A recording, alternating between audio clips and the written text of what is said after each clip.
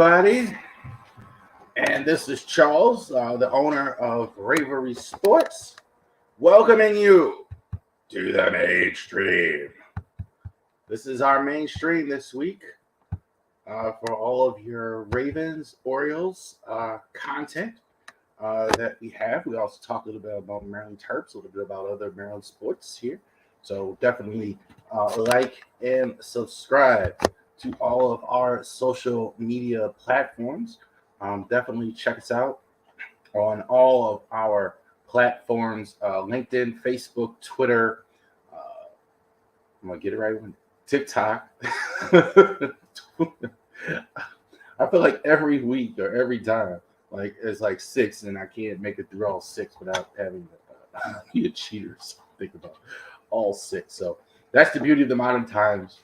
A lot of ways to go ahead and reach out to us on all of our platforms. On the bottom of the screen there, a couple things. ravorisports@gmail.com. If you are looking for anything as far as merchandise right now before the site officially opens, you can definitely get me at ravorisports@gmail.com on Genesis Notary Services. So definitely Genesis Notary Services at facebook.com if you are looking for notary services and you live in the Shenandoah Valley area. Definitely check us out. We'll definitely be able to reach out to us. We'll come out there. Mobile notary service will come right out to you. Also, too, now we're adding wedding officiant to this service. So if you are looking to get married or anything like that, we can go ahead. We will come right out and perform the ceremony for you. So we're adding a couple things at Genesis Notary Services as well. Mobile notary. Eventually, we'll do some loan signings and things like that. We may add fingerprinting at some point as well. So definitely check that out as well. February 12th is Super Bowl Sunday, and we're opening the site. We'll be live streaming here. This will be our second fully live stream while we'll be in real time with you on that day, and we will be going over the site. We will be going over all the merchandise that you can buy on the site, web address, how you can get it, etc. Push the button. Just go push the button, and then you can go ahead and get it. And of course, we're going to be going over the Super Bowl, which we hope the Ravens are in. Awesome. All right. So thank you for that as well. So welcome this week to Ravorisports. A little bit different feel this week. Very bad situation with DeMar Hamlin last Monday night in the game. Good. All signs are very good that he's doing better. We are thankful for that. Thankful on our thoughts and prayers. Very cool of the league. A lot of the players on all the teams praying for him, wearing DeMar Hamlin shirts. And at Ravens-Sports, we echo that 1,000%. We hope for a speedy recovery. We are glad of that news that he is recovering. And mostly we hope that he can spend the rest of his life as a human being going forward, like all of us. You hate to see a young person like that cut down for any reason. So great news. Awesome. Let's talk about the Bengals. So we had a game on Sunday. Ravens there. It was at Paycor Stadium.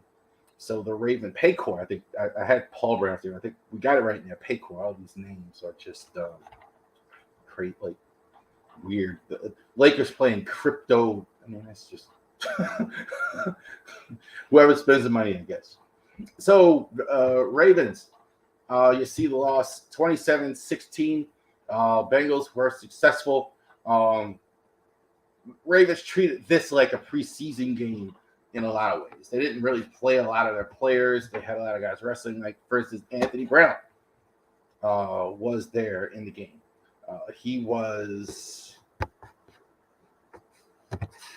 19 for 44. He had 2 picks. Let me get the passing numbers up there. I think it was 236.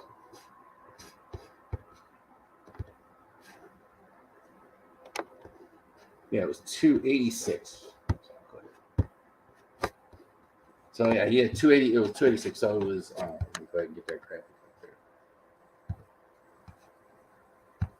there. 286. That's actually, believe it or not, one of the higher totals we've seen for this year for the Ravens. So I thought it was actually surprised to see it was that high. He's not a starter. Inaccurate.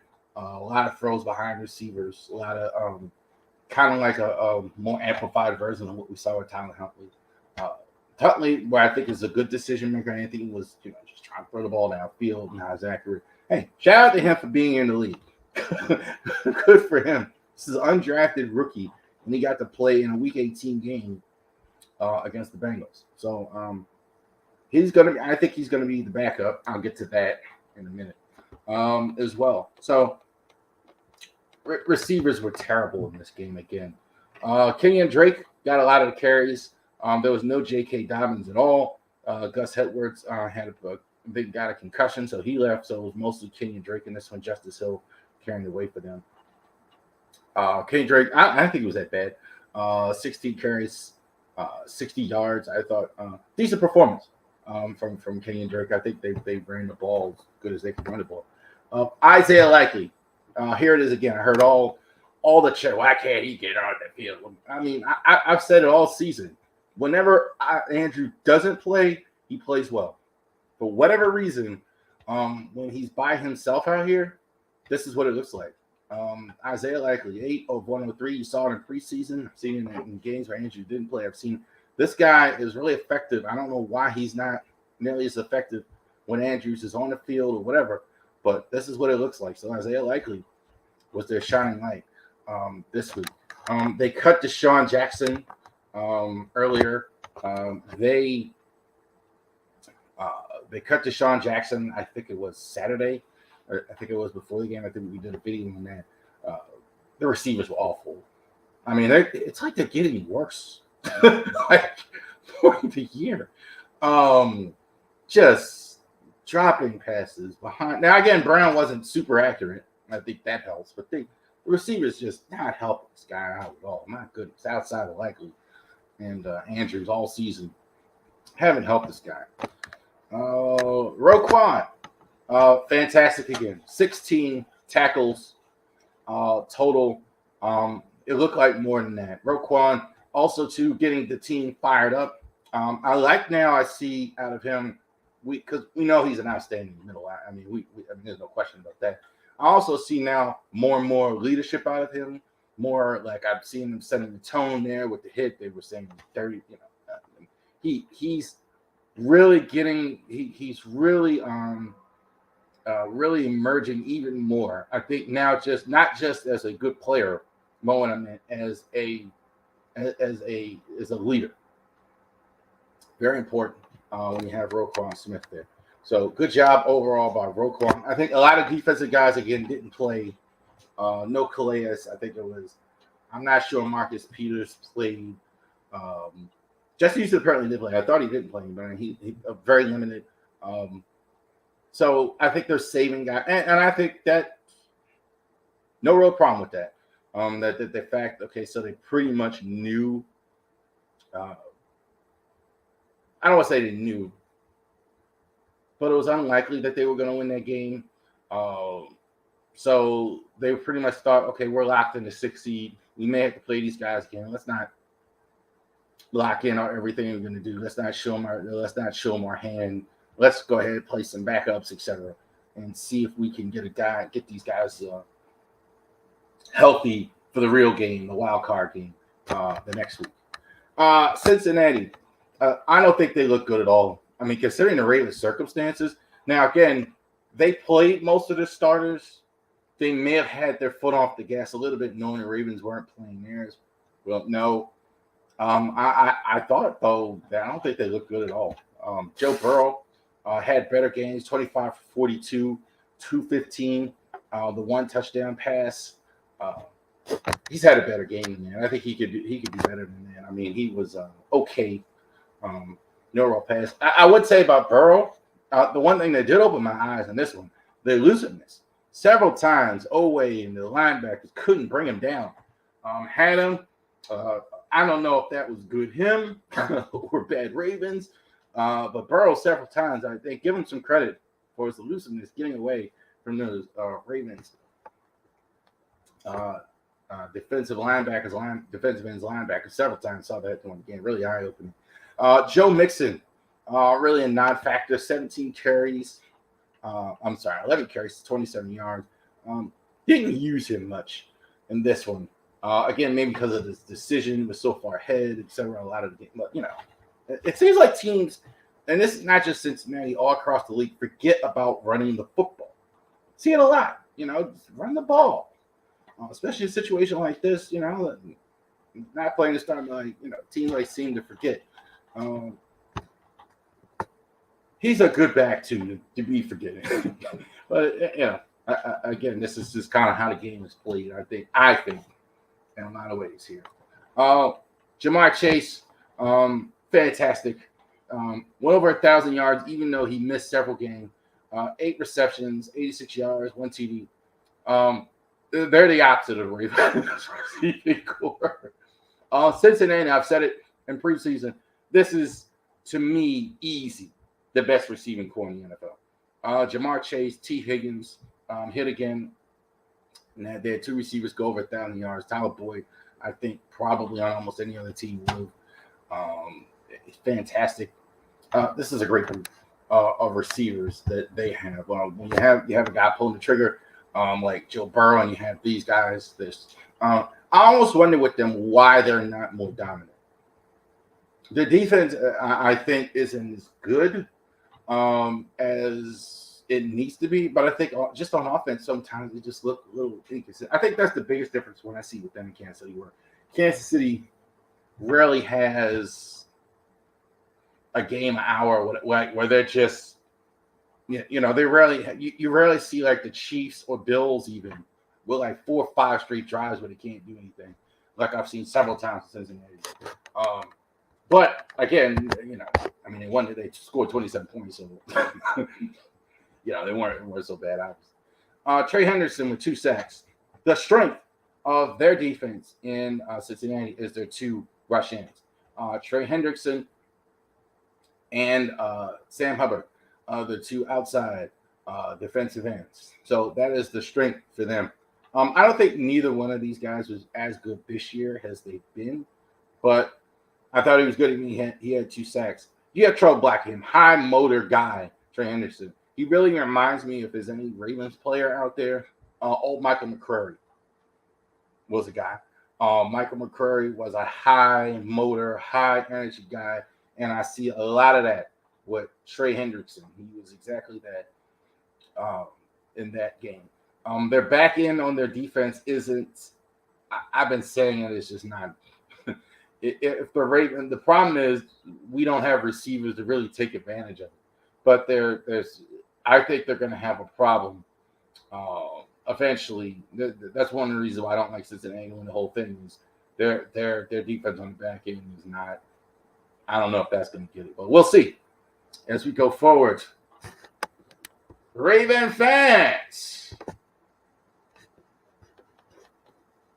we have a playoff game to talk about. So there we go. Guess who we're playing? The same team we played last week, Cincinnati. So this is going to be the Sunday night game. 8:15 is going to be the start time. NBC Peacock for those of you like me who stream everything. So definitely check that out. Old Channel 11 in Baltimore. For those of you old school there. Channel 4 in DC and various channels all over the country. It used to be like Channel 5, I think. Channel used to be something like that. So we're going to have a wild card game. It's going to be the 8 o'clock game. So they're going to roll out. Obviously, I'm assuming that this is Tirico and Collinsworth calling the game. Done a good job this year, by the way, Mike Tirico and Chris Collinsworth. All right, so Joe Burrow, this is the season he had. He did have 12 picks. I think we just talked about Joe Burrow. Joe Burrow is as good as any quarterback in the league. I think very consistent. Mahomes, I think, is better.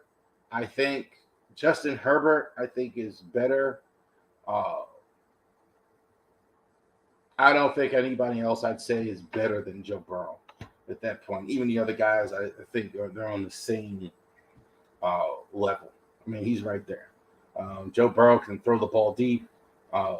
He's succeeded even in spite of circumstances that the line was terrible. You know, that shows his durability as well. So shout out to Joe Burrow having a good season with them. He did have 12 INTs. A little bit of a slow start for whatever, but I think once it took him about a few weeks to go ahead and get settled. And I think he had a bad first week or two. But really good season for Joe Burrow. A lot to worry about there. We just talked about Joe Mixon. That's the season he had. They forget about him. They forget about running the ball. They have a really strong run game. I think the line affects the run game more. They seem to have straightened out some of the issues on their line a little bit. I don't think Sunday looked great when they played the Ravens. Joe Burrow got away a lot, but they seem to score in spite of that, and that goes to their quick strike ability. I think if they ran the ball more, it would help them more. And they definitely have a good running back here. Joe Mixon, he's the bell cow, number one back. Perline, I think, is the other guy you see. They kind of rotate them in and out. Very good running game. So a lot to worry about there, Joe Mixon. The receiving core, you're going to need a great day from the Ravens secondary if you have any hope of winning this game. Jamar Chase, that was his season. 87 receptions, 1046, 9 yards, 9 touchdowns rather. I'm in a camp. He's the best receiver in the league. I mean, you could say him or Justin Jefferson. I think the only reason the production wasn't more is because he missed several games. That's what he did, missing several games. So total opposite of the Ravens. Their receiving core is fantastic. I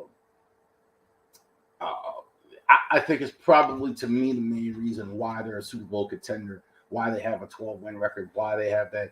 Their receivers are outstanding. They could score anywhere. It's tough to match up, especially even if you have a Marlon Humphrey on your team. What do you do about T. Higgins if you're going to cover? Or if you decide to play Jamar Chase, what do you do? So this is probably the biggest strength on their team, the Cincinnati as well. And also, too, on defense for them. Not a lot of performers out there for them on defense. Jamer Pat, their middle linebacker, kind of a guy that I like there. Their back end, I think, is overrated. I think Von Bell isn't as good as advertised. I think Mike Hilton, I'm not big fans of those guys.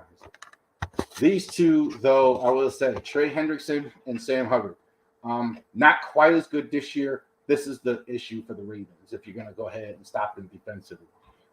Morgan Moses and Ronnie Stanley need to be effective playing against these guys. These guys, high motor, very good rush ends for them, put pressure on the quarterback. So I think the Ravens are very capable of doing it. Morgan Moses, nobody talks about. I think he's been very good this year. They signed Villanueva last year, who had been really good with the Steelers for so many years. They kind of got him past his prime. Morgan Moses, I think, is one of the most underrated linemen in the last 10 years. He's been good wherever he's been. Solid right tackle in a position where right tackle, a lot of teams have trouble finding the right tackle. So it's going to be hard going against these guys. But this is what you got to do. I think if you could contain these guys, and I think they are containable. I don't think they're like a TJ Watt, like no matter what you do. I think you'll see a good result for the Ravens in this one. Our side of the ball, who plays quarterback? I'm believing it's Tyler Huntley. Nothing I've seen makes me think Lamar is going to play. Schefter, Ian Rappaport came out and said, well, the Ravens are really hopeful. And then Mike Florio comes out Sunday Night Football, said Ravens have no idea.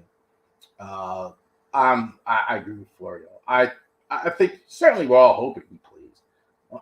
And again, I'm recording this on Tuesday. So I have not seen the practice report yet, so I don't know yet. I would think it would be Tyler Huntley that would play in this game, at least at the start. We'll see. We're all hoping it's Lamar, but and I think the Ravens obviously have not been truthful with anybody on this. That's why no one knows. Lamar really doesn't have an agent to kind of leak the stories. Harbaugh, I think, is much closer to Bill Belichick than I think he gets credit for. He doesn't say much about it. When asked a question, he will, he's been dancing around and back and forth on this. I think it's Huntley that goes against the Bengals. And the big clue for me was he didn't play last week. That's the big clue, because you're saying why would you do that if you knew Lamar was going to play? You would want Huntley to get some reps in, so you're preserving him like a starter because he may start. That's why Anthony Brown played. These guys got to be a little bit better this week. JPP, Justin Houston, Tyus Bowser, Daffy Owen, David Ojabo, I think got his first sack. So these guys have got to be better than they were last week. Justin Houston's been pretty good this year. He's older, so I think that's probably the main reason why we haven't seen him more. First couple weeks, I think he was playing every stack until they brought in JPP and Tyus Bowser and came back and Ojabo and those guys.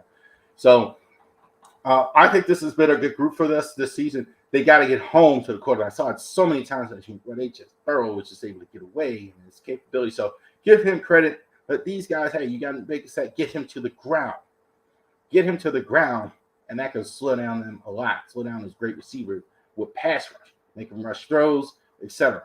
So let's go ahead and see if they can go ahead and get him to the ground. I would love to tell you I was hopeful we would win this game. I think it's the sentiment of a lot of fans. More resignation than I've ever heard. Well, we'll get there, but we won't. It's hard to be that excited when you don't have Lamar Jackson and the receivers have looked as bad as they are. Now, I will say, I'll get to this a little bit, Big Five, but I saw the Lions, and look at the cartwheels they're doing. They were 9-8. They had a worse record than the Ravens. They barely missed the playoffs. I think had it not been for an overtime kick, they'd have been celebrating the playoff appearance and not the Seahawks. So that's what it could look like. So let's not be too down on everything. There's still a game to be played. I agree with a lot of fans. It's hard to think that you're going to score enough points to beat Cincinnati, but you never know. Huntley could have a great day. They could score. Receivers might. Somebody might go from the dead. James Prochet might catch. Go 8 for 100 reception. So we never know. We're hoping for a good result. So ratings, we're going to root for the Ravens on Sunday as they play the Cincinnati Bengals. So there you go. A little unusual to review and preview the same opponent in the same venue 2 weeks ago. So it's playoff time. So we're going to go over a lot of the playoff games as well. We are going to go through games all week, all through the playoffs. So if the Ravens do get eliminated, we're hoping that we have a divisional round game to go over next week. We won't know who the opponent is, obviously, until the following week. We would assume it's Kansas City, or Kansas City will definitely be in the divisional round. And so we have to see the results. The way it works, the NFL kind of does it kind of strangely, where in other sports, like it's bracketed. But let's say the Chiefs are in the divisional round and they play the weakest remaining opponent. So let's say the only team that we know for sure would be Miami.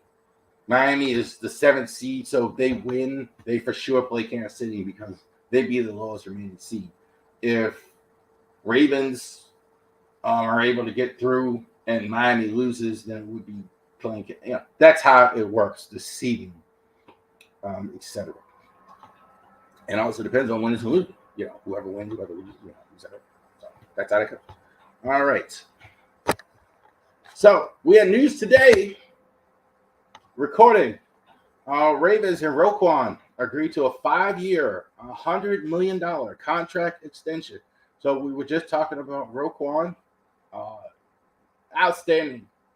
He's been, I don't think there's anybody who's been watching him the last few weeks is going to have a problem with this. This guy is outstanding middle linebacker. He's made Patrick Queen better. He's made the rest of the defense better. The run defense since he's got here has improved dramatically. Immediately. As soon as you see him now, teams cannot run the ball unless they really load up and really, no more of this missing tackles, missing gaps and stuff like that. Like we've seen, Roquan is shorted up. That's a lot of money to give an inside linebacker, but I think this kind of goes with Ravens' philosophy as well. Hey, look, when you have a guy at the top of the league like this, you can almost argue this is the best middle linebacker, inside linebacker in all football. You could say Bobby Wagner, you could say Fred Warner. He's right in that conversation right there.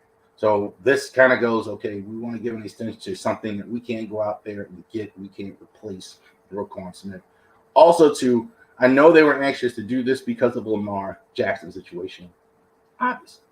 Now, because of this, now you have a lock. Now you can focus on that. I think Lamar gets franchised. I don't think a deal gets done. I'd be surprised. We're hoping for that. But again, at least now this clears the way for that. Now you're not trying to do both at the same time. I know they were trying to get a deal done. So I know the Ravens are happy to get it done. And the fans should be happy to get it done because you got an outstanding middle linebacker going forward. So I have no problem with this. I've heard some circles say, well, it's a bit of slap in the face to him. I don't know about that. I mean, I'm thinking Lamar eventually will get done. I don't think they're going to give him the kind of money that he's looking for. I'd be surprised. Go into that a little bit. I've heard a lot of like who has leverage here.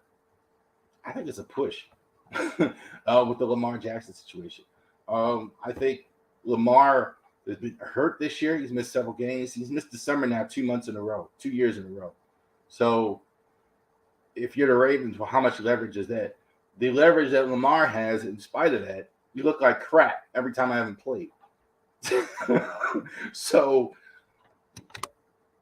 there's an argument to be had on both sides. We'll see. Get done. But good news, Roquan Smith shoring up that defense, getting that 5-year, $100 million extension. Big 5. All right, and here we go. These are the 5 wild card games. this week. So this is the last week we're gonna have 5 games. So it fit perfectly. We had a Ravens game and we had 5 other games.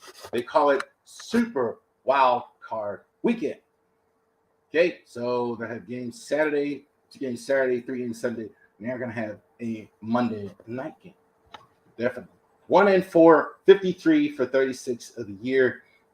Missing 1 game for the season because the fortunate incident with DeMar Hamlin and the Bills was ruled no contest as well. First game on the slate there. The Seahawks. Good for them. We're able to get in thanks to the Green Bay loss there. So they're going to play San Francisco. Who would have thought all season long we'd have a playoff game? Geno Smith versus Brock Purdy. Who would have bet money on that? Geno Smith was a guy I'd almost forgotten he was in the league. Played at West Virginia. Didn't really work out with the Jets. Sat the bench for many years. Now he's starting and taking his team to a playoff game. Good for him as well. Tapered off towards the end of the year, but they did win at the end. They were able to squeak out win versus the Rams and able to get in. 49ers, the darling. This is a fantastic roster, and I agree with a lot of the commentators. Christian McCaffrey, George Kittle, Brandon Ayuk, Deebo Samuel's been in and out of the lineup, I think. Offensive line, Trent Williams might be the best left tackle right now in all of football. Defense, fantastic as well. Nick Bosa, I think he led the league in sacks. Defense is very good. I think San Fran, the question for me with them is going forward is their quarterback. Can you take a third string guy, the last pick in the draft, and win the Super Bowl? Don't know. We'll see in this NFC, which is very weird. The top heavy teams, you can have some questions at quarterback. So I think San Fran wins this game. I think they go ahead and eliminate the Seahawks. I think Pete Carroll's done a fine job. A lot of youth on Seattle. I think future may be bright for them. I think though, I think this is a bit much to go win a game in San Francisco, a team that really hasn't been there before. Shout out to the Seahawks getting in. I don't think the quarterback thing shows up in this one for San Fran. I think with all the weapons around them, I like 49ers in this wild card game. Here are the 2 young guns in this one. They used to call it must-see TV, and this is probably one of the games I'm looking forward to the most. The Chargers with young Justin Herbert. I think Herbert is sensational. I think he's about I almost want to say flawless, but I think everything you want in a quarterback. Great deep ball, elusive, accurate, and this guy's head on straight. Unlike, that's the one thing I say with difference between him and Mahomes, where Mahomes kind of does like this goofy stuff sometimes and likes to, throws the ball off his back legs, this schoolyard stuff. Mahomes, textbook as you can all the time. Fantastic. So Chiefs, I like the Chargers in this one. Let me talk a little bit about the Jags as well. Jags, I think they won the South. They had a great run towards the end of the year. I think Trevor Lawrence, might be as awesome as a young quarterback is. I don't think he's as good as Justin Herbert's going to be, but Trevor Lawrence, I think, really came into his own. I don't think the team is as good around him. I think it's more him kind of willing them. I think that's kind of what I saw with the Jags. I think going forward in their division, they won it this year. I think they're the alpha. The Colts, the Titans, and certainly the Texans way behind the Jags. I think you really saw that at the end of the year. I think this is the team you got to catch up to. Definitely the favorites next year in that division. I like Chargers though in this one. I think the Chargers have more talent than any team in the NFL. I really do. I think it took them a while to get it together. But I like the Chargers, even though I know the Jags beat them early in the year. I think Herbert was hurt in that game; he didn't play as well. Give it up to the Dolphins, the 7th seed. We've had a 7th seed now 2 seasons in a row in the NFL, and now here are the Dolphins here. So they lost 5 straight games. They eked out a win against the Jets, late field goal to eliminate the Steelers. Nothing wrong with that. And they're going to play the Buffalo Bills on Sunday. I was surprised by Buffalo's performance and pleasantly surprised. With the emotional week they had, where they be in a frame of mind playing a football game, where they in a frame of mind, they fantastic. They did get some help. They did get unusual, like 2 run backs on special teams to help them beat New England. So that's good. That pretty much eliminated the Pats. So that's good for them that they're in. They're the 2 seed. Cincinnati's complaining about getting screwed. I think nobody got more screwed. I think the Bills about to know the result. I mean, they could have easily had. I mean, we'll never know now. But I think the number 1 seed. They win last week. They win both games. I think they would have been the number 1 seed. Now here they are in Wild Card Weekend. I don't think it's going to matter in this one. I don't see any hope. I don't think Tua plays. We may not have Teddy Bridgewater. No chance they beat the Bills in this one without those guys. Not enough firepower. Even if Tua played, I'm not so sure.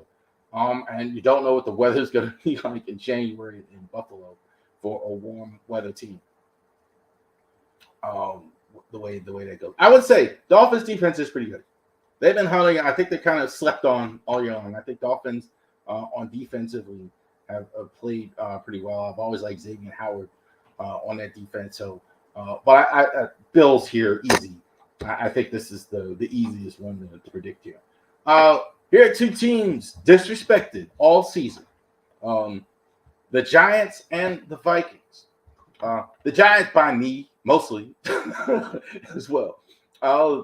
Giants, I think, were a bit of a paper tiger. I think like a lot of their wins were kind of ridiculous. I mean, for lack of a better word. I think at the end of the year, though, I will say they improved. At that point, I think they look like a team. That shows a good coaching.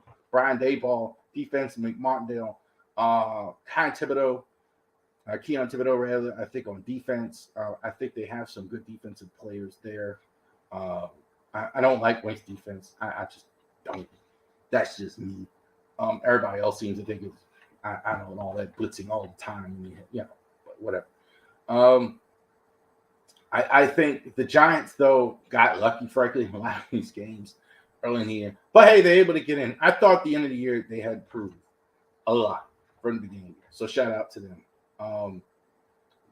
Daniel Jones should play in this game for whatever that's worth. The guy on the other side has been disrespected even more. I think Kirk Cousins has been fantastic this year. I've never heard anybody say. I'm gonna say it. Nobody else say it. Their offense has been really good. They're not as strong on defense. I think they have good players on defense though, despite the ranking. I really do like some of the players on defense for Minnesota. I don't think they lose this game, Minnesota, because I don't think the Giants gonna have enough thunder to score. I mean, you better be able to score. Minnesota, a lot of good offensive players. Davin Cook plays for him. T.J. Hawkinson was a great addition midseason. Justin Jefferson, I call him the cheat code. Man, oh man. I think it's either him or Jamar who's the best receiver in the league. I don't think there's any question about it. Adam Thielen's still there. Adam Thielen had a lot of good seasons for him. Linus, solid, good team. I think I like the Vikings. The Vikings have a chance to come out of the NFC, and I definitely think they win this game. I think the Giants had a good run. I don't think you score enough in this one. And here is the coup de grace, the Monday night game. The Bills, the Dallas Cowboys going against Tom Brady's Tampa Bay Bucks. Interesting stat here. 7-0. That is Tom Brady, his whole career, has never lost to Dallas. Never lost to Dallas the whole time he's been there. To me, no question Dallas has a better team. And I don't think there's any. I don't think it's close at all. I think Dallas definitely has a better squad than Tampa does. Um, Dallas, I think, has been really good. Prescott's been getting a lot of heat. Um, I think him too unnecessarily a lot of the times. Um, I don't think he's a top five quarterback. I wouldn't put him like with a Lamar or an elite guy or anything like that. But I mean, I think like sometimes even with some cases, me is just stubborn or whatever. But I mean, he was. I will say this: he was lousy last week. That's fair. Playing the Commanders. So that, if you're talking about last week's game in particular, the criticism I think is very warranted. I thought he was terrible. He was lousy in that one. The Bucks, good for them being here. I thought they won the division. They were, I think, the biggest reason, frankly, they were very fortunate that the division was awful. I think Atlanta was rebuilding. New Orleans is clearly rebuilding without Sean Payton. And I think Carolina, I think also as well, they fired the coach, and I think they're in a build. So their situation is tenuous. And they still almost didn't win the division. Offensively, I think they've really struggled. I think they still have Brady. I think he's a little bit diminished. They still have Evans and Godwin. That's it. There's nothing else on offense. They don't score a lot of points. Defensively, I don't think they're quite as good either. They don't have JPP anymore. They've lost some defensive guys. They've been diminishing down a little bit from what we've seen the last few years from them. So I like them to win. I like Dallas in this one. I think Dallas is really good. I think Dallas should be able to go ahead and get in. He's never lost a game. He's going to lose. I like Dallas. I think Dallas definitely has the ability. I think Dallas, Minnesota, Philadelphia, and San Fran. I have no idea of those four is coming out of the NFC. I think it'll be one of those four can absolutely come out of the NFC. All right, so there you go. Big Five. Let's talk about this. This is turning more into a commentary than game analysis. So we had the national championship game last night. TCU Horned Frogs, Georgia Bulldogs. That was a close game, as you can see, 65-7. All Georgia from the start. They were bigger, stronger, faster, better athletes on both sides of the ball. You saw that. They looked just when you see a game. Sometimes you see it more in high school games, a little college. Sometimes, and they play a bigger school, you see the size. That's what you see sometimes. You see that's what it looked like. They just were playing a team that was bigger, stronger. I mean, just from start, obviously, and that's a score. Max Duggan, I thought was great all year, and it kind of showed up last night. He just didn't have it. Again, the athleticism just wasn't as there when you're going against Georgia.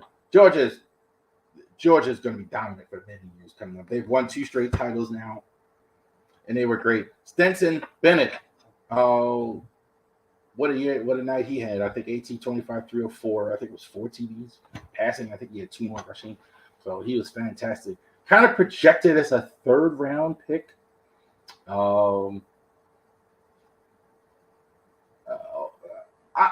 I think this only helps him. We'll see. I think this, when you have a season like he has and you finish off like that, I'm thinking about Jalen Hurts, a guy who gets there and it only helps your profile, only helps you in the draft. Little slow on the NFL. A lot of these quarterbacks, like we just talked about, Herbert and those guys, Burrow, usability. I don't know about him at the next level there. Certainly a great college season, great college quarterback. He had every resource that you need, though. So they won. Give them credit. They actually did go ahead and do that. That they actually went ahead and got that squared away last night. I will say this: despite the result, TCU deserved to be there. I'm big on that.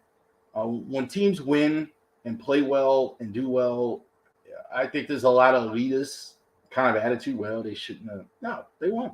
Won the conference. Won the conference. Why have them suit up at all? Why have these why do that if you're just going to put Alabama in? This will kind of be all settled in the playoffs, but I like to see that. Team that deserved to win. I think they only had the one close loss all year. So good for them. They were there. And Georgia just took care of business, to say the least, in winning the game. So good for them. Congratulations, the champion Georgia Bulldogs, getting that squared away and winning. Let's talk about the part 2.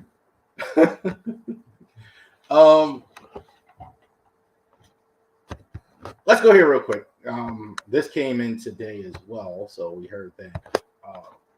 This is kind of part of what I'm getting into as well. Correa signs with Minnesota.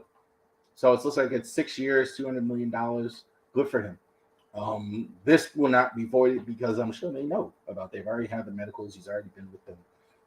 So I think this is very good for them, that they actually go ahead and sign up a player of this caliber as well.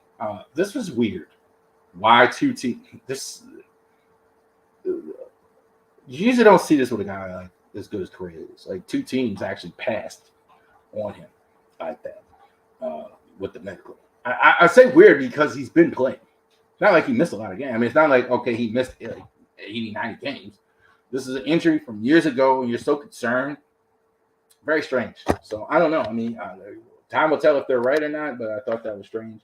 But it looks like that's finally over. He's go ahead and sign the Mets capitulated. And so there you go. All right. So back to the lousy TV network. Oh, listen, I was ranting last week on MASN, the lousy TV network that we're all kind of stuck with the Orioles. I think like, and what does the career signing have to tie in with that? Because like you've been making a lot of money off of this thing and you're not signing any players. And I think that's kind of the biggest thing of that. We as fans want to see like a move like that. Minnesota is certainly not much different than Baltimore in terms of market size. Not at all. So we're still kind of waiting for that. The network itself, I think I definitely, Gary Thorne was a national guy for years. Gary Thorne was, I don't know if I'm allowed to watch hockey. I used to watch hockey years ago. But Gary Thorne, I think he was one of the best and is best NHL announcer there was years ago on ESPN. Fantastic. National guy. There's a lot of money to get him, etc. And they just went ahead and they let him go without even telling the team, without even telling same with the Nats announcers. I mean, they got fired without even letting them know. The Nats even came out and said, "Hey, look, that's them. That's not us. We did not authorize that." That type of stuff is unfortunate that we can't watch it on stream, that we can't watch it on. You have to have Comcast pretty much, even on cable systems. I know DC cable system like ours, so you can't watch it. So we like to see more coverage. We like to see some games. It really bugs me too. Again, I talked about this a little bit last week that we can't watch the minor league game. I mean, that's simple enough. Everybody does. A lot of the other cable systems. You have a great minor league system, and hey, why don't we show some of the games on the channel? That'd be a good idea as well. So I want to encourage all of you. One thing, the biggest thing I definitely want to say this week is definitely I've for years been sending them emails. The reason why they're getting away with this is because the fans just don't complain enough. In my opinion, I think you should complain. You should go ahead and send me an email. Hey, look, when are we going to see some games? When are we going to see? Not just me, Charles, sending it. Of all the fans send it. Hey, go ahead and complain. Go ahead and complain to the cable. So why are you carrying this? Why are you carrying this channel? Why are you carrying 2 channels? Why are we doing? You got to complain more if you want a change in this. They look 2 channels for no programming. And you can't keep announcers. You can't sign players. You can't. It's unacceptable. And I think the fans deserve a better product than this, than what they're getting, than just to do that. Stop telling me about the pandemic. Stop telling me about your financial challenges. Just spare me with that. Media, we all know the challenges of media and doing business in media. I certainly do. A lot of us do. Me, a little small YouTuber, I've spent, more than people realize. Just some guy standing in his house doing video. I mean, you spend money on cameras, on light, on StreamYard, on all of that stuff costs. We all deal with challenges of media. So just miss me with a network with the resources of them. The channel, they can't, produce a minor league baseball game. When we have a league here locally, here in Frederick County, they have every game on TV, every game on Facebook. Not even minor league level. So that's what I would like to see. I just would like to see the network do better, get squared away, and again, complain.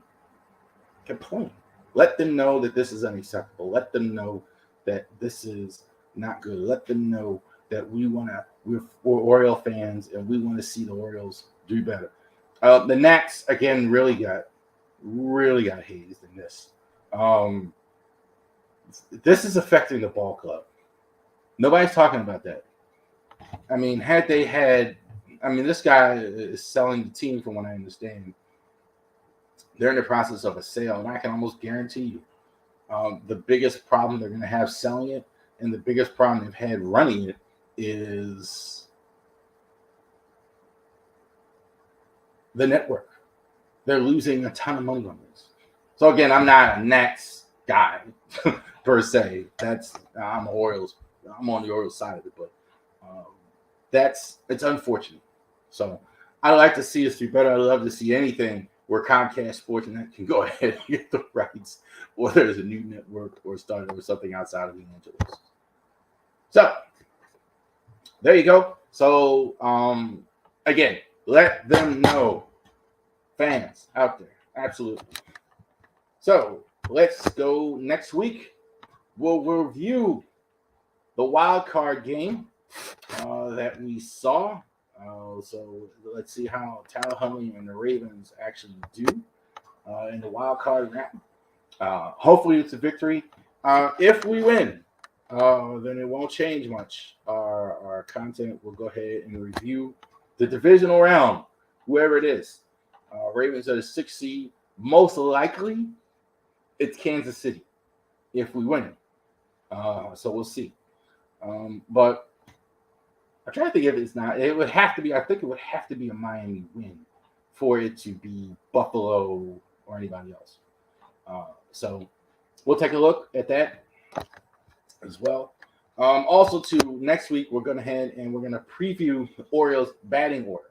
So we kind of went over the depth chart and things like that. How are they going to stack up 1 to 9 on a daily basis? Obviously, batting orders change, et cetera, et cetera. But what's the opening day batting order, the main batting order in terms of 1 to 9? So we'll go over that, the batting order, and the bench for our offensive players. So we'll definitely go that next week. February pitchers and catchers report. Getting closer.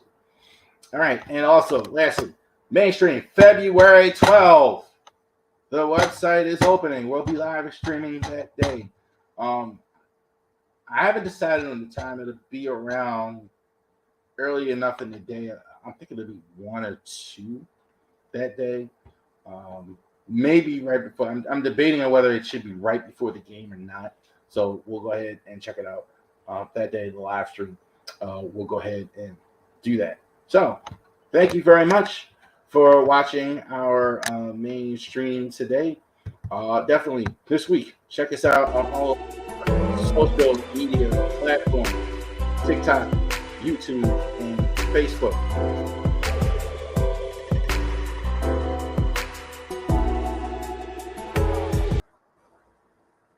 Have a great day. Thank you for watching.